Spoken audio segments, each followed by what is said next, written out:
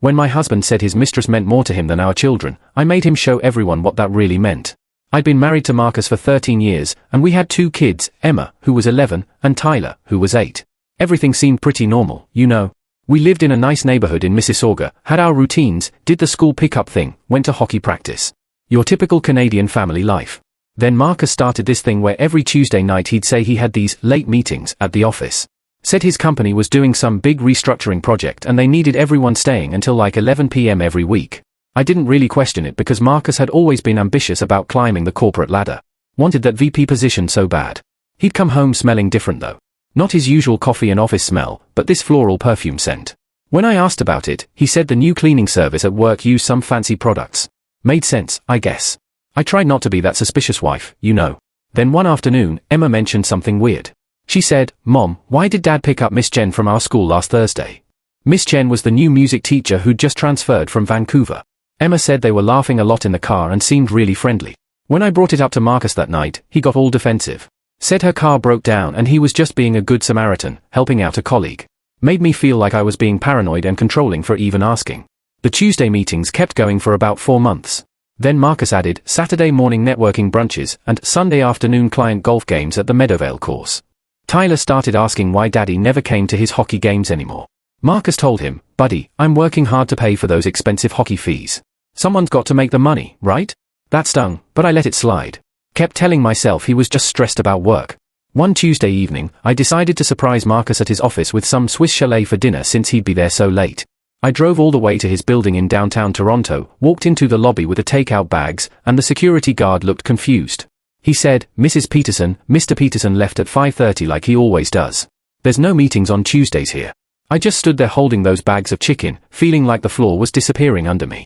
I sat in my car in that parking garage for probably an hour, trying to process what this meant. Then something in my gut told me exactly where to go. I drove to Miss Chen's condo building in Parkdale, and there it was, Marcus's Jeep Grand Cherokee parked in a visitor spot. I sat in my Honda CR-V across the street for 3 hours. At 10:47 p.m., Marcus walked out of her building, checked his phone, and drove away. When he got home, I was waiting in the living room. I confronted him straight up. No games. And you know what? He didn't even try to deny it. He actually said, "Look, you should be grateful I met Sophia. She makes me happy, which makes me a better father. When I'm happy, everyone benefits." I asked how long it had been going on. 6 months, he said. Started at the school's welcome back barbecue where I had literally introduced them. I'd brought the potato salad to that thing. Let me pause here and ask you something. Have you ever trusted someone completely only to have them prove you were wrong? What do you think causes someone to betray the people who love them most? Drop your thoughts in the comments. I really want to hear what you think about this. The next morning, Marcus told the kids he had a special friend who made him smile and they'd be meeting her soon. Tyler asked, "Is she why you don't come to my hockey games anymore?" Marcus said Sophia was very important to him and they'd understand when they're older. Emma started crying. Marcus told her to stop being so dramatic and selfish. That weekend, he brought Sophia to Tyler's hockey game, introduced her to other parents as his colleague while I was standing right there in my Leafs hoodie. She wore this tight dress to a kids' hockey game at a freezing arena and kept touching Marcus's arm. When Tyler scored his first goal of the season, he looked up at us in the stands and saw his dad kissing Sophia instead of watching. Tyler just stood there on the ice, confused. Marcus missed the whole moment. The next week, Marcus announced that Sophia would be joining us for dinner every Friday night. Said the kids needed to get comfortable with her since she'd be around permanently. When I said absolutely not, he told me I didn't get a vote. Said Sophia made him feel alive and the kids needed to see what real passion looked like instead of our boring, settled marriage. At that first dinner, Sophia sat in my chair at our kitchen table. When Emma said that was Mommy's seat, Sophia smiled and said, "Sometimes change is healthy for everyone, sweetie." Marcus backed her up and told Emma to be respectful. Sophia spent the whole dinner talking about her music career and her trip to Banff last summer while the kids barely touched their food. She asked them to call her Sophie. Tyler said he'd rather not call her anything. Marcus sent him to his room without dessert. Didn't even let him finish his craft dinner. Sophia started coming over more and more. She'd rearrange stuff, saying our house needed to be more sophisticated and less suburban. She threw out the kids' artwork from the fridge because it looked cluttered. Told Emma her drawings were elementary and she could teach her proper technique. When Emma said she liked her drawings just fine, Sophia complained to Marcus that I was raising rude children. Marcus made Emma apologize. Then came Tyler's 9th birthday. I'd planned this whole party at Sky Zone with his entire class. Trampoline, dodgeball, foam pit, the works. The morning of the party, Marcus said Sophia thought it was too chaotic and lowbrow and they'd arranged something better. They took the kids to the Royal Ontario Museum instead. Tyler spent his 9th birthday looking at dinosaur bones while Sophia lectured about paleontology. His friends all went to Sky Zone without him. He cried himself to sleep that night. That's when Marcus said the worst thing. I confronted him about ruining Tyler's birthday and he said, Sophie's cultural guidance is more important than some loud party with a bunch of hyper kids. I said, the kids' happiness should come first. He looked me straight in the eye and said, Sophia is more important than the kids because she makes me the man who can provide for them. Without her, I'd be miserable and useless to everyone. The kids will thank me someday. Here's my question for you. When someone shows you who they really are, do you believe them or do you keep hoping they'll change back into who you thought they were? This is important, so think about it for a second. I knew right then what I had to do. That night, I sat at our kitchen table with an old Hilroy notebook and wrote down everything I could remember. Every hockey game Marcus missed starting from March. Emma's school concert where she kept looking at the door, waiting for her dad who never showed. The time Sophia threw out Tyler's drawing and Emma cried for 2 hours. Every cruel comment Sophia made about my kids. Every moment Marcus chose her over them. My hand shook while I wrote. Anger making the pen press so hard the words tore through the paper in some spots. I filled 17 pages with dates, times, exact quotes. That worst line got its own page in all capitals. Sophia is more important than the kids because she makes me the man who can provide for them. I wrote it 3 times so I'd never forget the look on his face when he said it. Next morning, I woke up at 5 a.m. couldn't sleep anymore. Marcus was still snoring away like nothing was wrong, like he hadn't just destroyed our family. I waited until I heard the shower running, then went to his home office. The filing cabinet wasn't even locked. I pulled out bank statements, credit card bills, investment accounts, his work calendar showing no Tuesday meetings ever scheduled. My phone camera clicked over and over, hands steadier now that I had a plan. At 6 a.m., I called my best friend Rachel.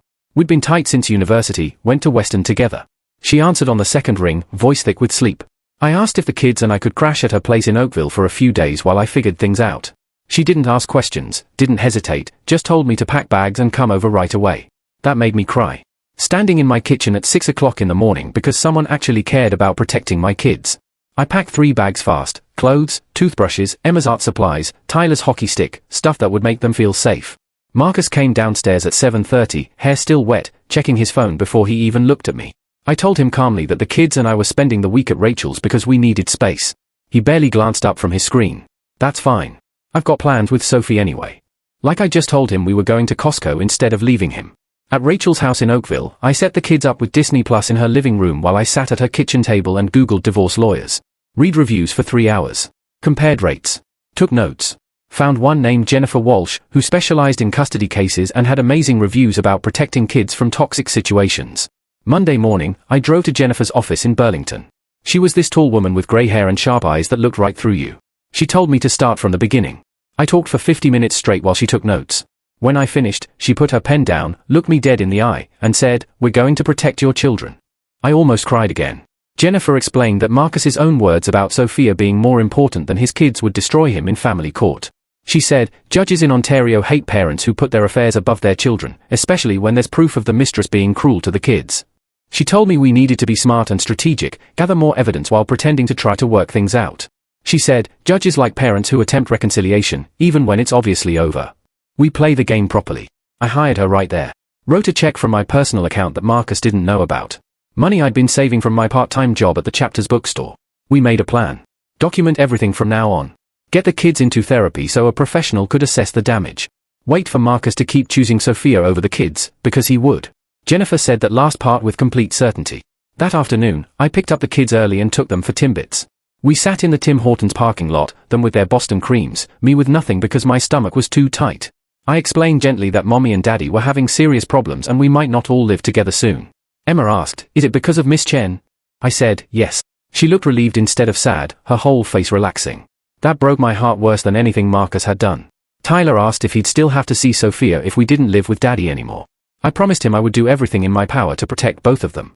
He put down his Timbit and hugged me so tight I could barely breathe. I realized my kids had been waiting for me to protect them and I'd let them down by waiting so long. I found a family therapist named Dr. Sarah Mitchell, who specialized in kids dealing with parental affairs. Got Emma an appointment for Wednesday and Tyler for Thursday. Jennifer called that same day, said staying at Rachel's looked like I was abandoning the marital home, which could hurt my custody case. Told me to move back immediately and document everything there instead.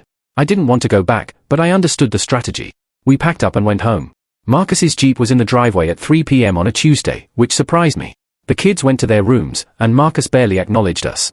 Just made coffee and went back upstairs. That night around 6 o'clock, the doorbell rang. Sophia walked in without waiting, carrying Boston pizza takeout. Marcus came down and kissed her right in front of me and the kids, then announced they'd brought dinner for everyone. I pulled out my phone and took time-stamped photos of her in our house, of Marcus kissing her in our entryway, of them setting up dinner like they owned the place. Dinner was brutal.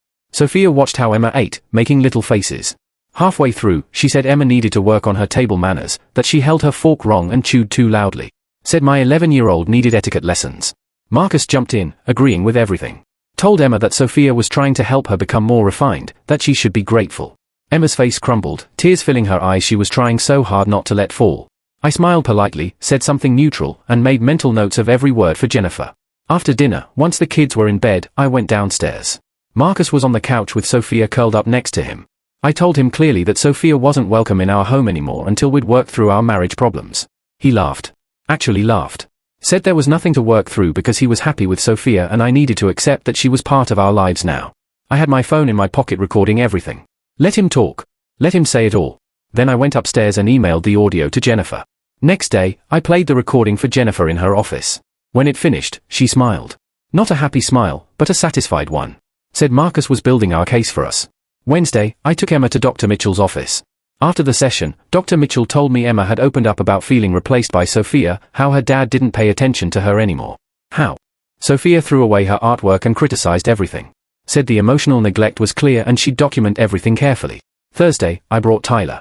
His session was harder because he didn't have words for his feelings yet, being only 8. But he drew a picture. Our family split in two, with Marcus and Sophia on one side and the three of us on the other, with a thick black line separating them. Dr. Mitchell said the drawing spoke volumes. She'd keep it for her files. Before we continue, I need to ask you something. Have you ever had to choose between what's comfortable and what's right? Especially when it comes to protecting people you love. That's the crossroads I was standing at. Sometimes the hardest choices are the most necessary ones. What would you have done? I started keeping a detailed journal after that. Every missed hockey practice, every broken promise. When Marcus told Emma he couldn't attend her school music recital because it was the same night as Sophia's performance at some jazz club downtown, I wrote it all down with dates and times. 2 weeks into therapy, Dr. Mitchell called me in without the kids. She said both children were showing clear signs of emotional distress directly related to Marcus's behavior and Sophia's presence. Emma was developing anxiety about coming home. Tyler was having nightmares and had started getting into fights at school when he'd never been aggressive before. Dr. Mitchell offered to write a professional assessment for custody proceedings. I accepted immediately. That weekend, Marcus made his big announcement, came home Friday with Sophia, and gathered us in the living room. Said Sophia's lease was ending next month, and it didn't make sense for her to get a new place when she was at our house all the time anyway. She was moving in with us. My stomach dropped. I said absolutely not.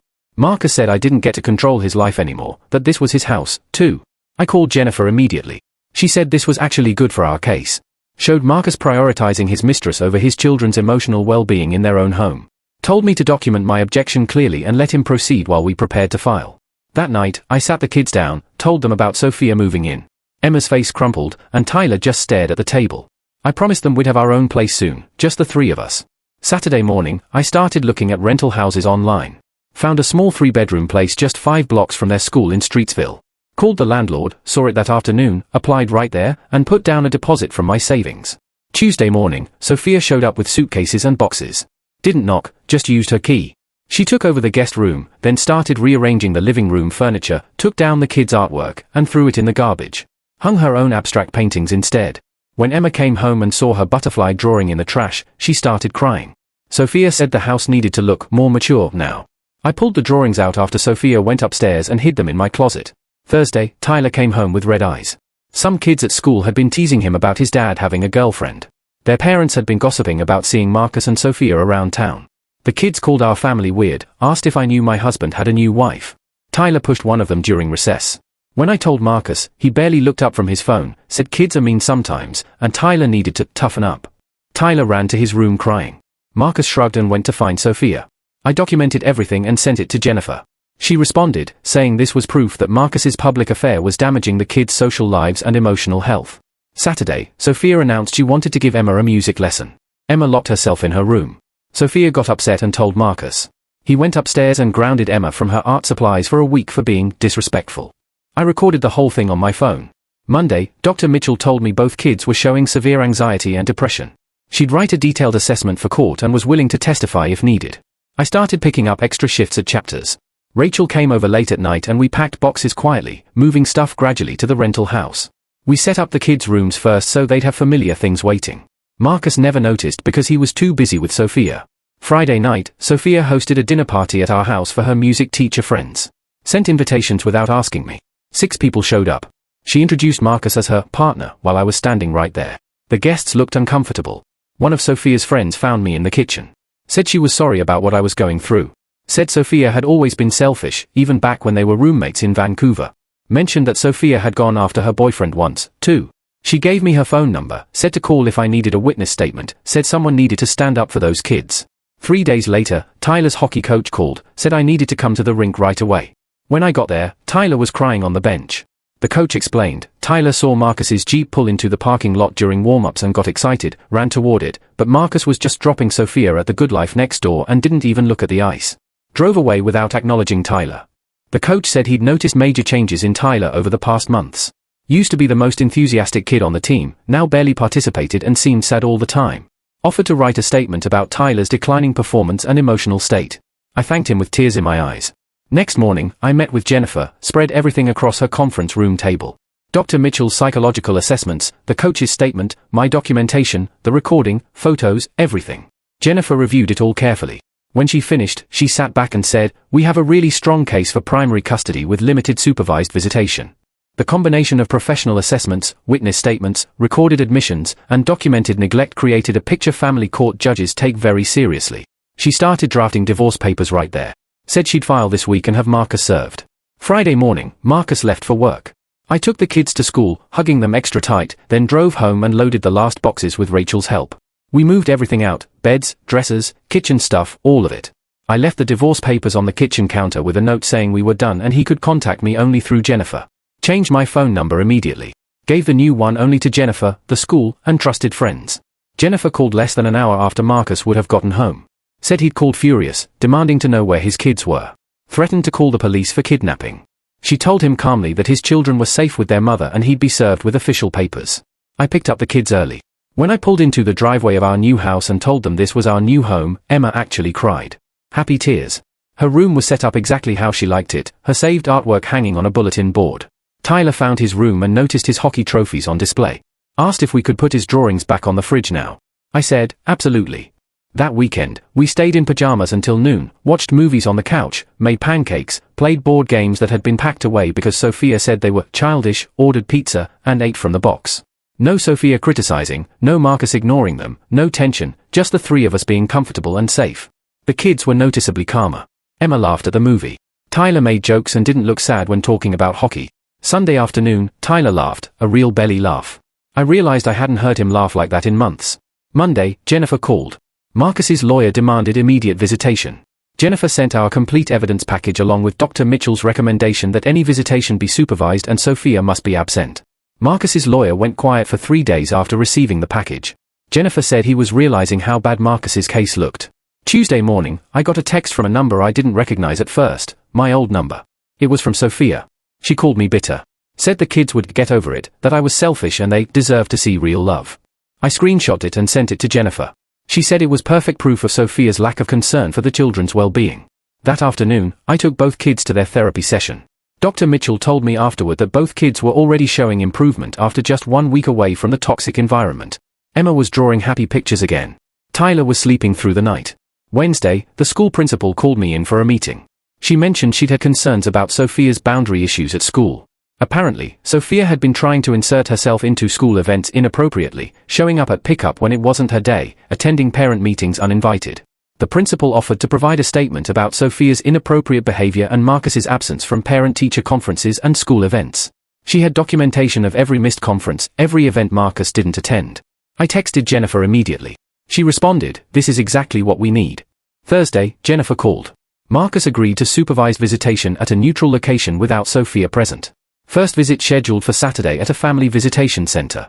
Friday evening, I prepared the kids, explained it would be just him without Sophia. They could leave if uncomfortable. Emma said she wanted to go because she missed her dad, even though he'd hurt her. Tyler said he'd go if Emma went. Saturday morning, I drove them to the visitation center. 2 hours later, the supervisor brought them back early. They looked disappointed and tired. The supervisor's report said Marcus spent most of the time on his phone texting. When Tyler tried to tell him about making the A-team, Marcus interrupted to complain about the divorce and blame me. Told the kids Sophia missed them. The kids asked to leave after 30 minutes. Monday, Jennifer filed a motion requesting visits be reduced to monthly until Marcus completed parenting classes. 2 months passed. The kids settled into our new routine. Marcus's visits continued to go poorly. Finally, the mediation session arrived. We sat across from each other with our lawyers. Marcus arrived 20 minutes late, which the mediator noted with obvious disapproval. He kept checking his phone. Jennifer pulled out her folder and started laying documents on the table. Supervisor's reports. Dr. Mitchell's psychological assessments, the coach's statement, the principal's documentation, my detailed records, the recording where Marcus said Sophia was more important than the kids. The mediator read everything while Marcus shifted in his chair. His lawyer's expression changed from confident to concerned. The mediator asked Marcus if he'd like to respond to the documented incidents. He said the documents made things sound worse than they were. She asked how telling his children his mistress was more important than them could sound better in context. Marcus's face went red. Said that's not what he meant. Jennifer pulled out a recorder and asked if he'd like to hear the actual audio. His lawyer put a hand on Marcus's arm, telling him to stop talking. The mediator looked at Marcus and asked what was more important, his relationship with Sophia or his relationship with his kids. Complete silence. Marcus sat there thinking about his answer like it was a difficult question. 5 seconds. 10. 15. Everyone in the room understood what his hesitation meant. He finally said he loved his children, but Sophia made him happy and he couldn't just end that relationship. The mediator asked if he understood that his children's therapist had documented significant emotional distress directly caused by Sophia's presence. Marcus said the kids would adjust once they got to know her better. The mediator closed her folder with a firm snap. Said she was recommending primary physical custody to me, with supervised visitation for Marcus every other weekend contingent on him completing parenting classes and therapy. Added that Sophia should have no contact with the children based on documented emotional harm. Marcus's lawyer told him quietly to accept this recommendation, that fighting would cost him money and probably result in a worse outcome. Marcus glared at me and signed the papers with angry strokes. 3 months later, the divorce was finalized with the custody arrangement exactly as recommended. I had primary custody. Marcus had supervised visits twice monthly and was required to pay child support. The judge added that Sophia have no contact with the children. Written into the official court order.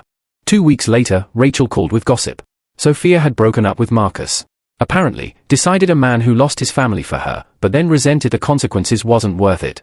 Rachel's friend saw Sophia at Mox's with a different guy, some engineer with no kids. A few days later, Marcus's boss, Oscar, called to apologize, said he hadn't realized what Marcus was doing during work hours.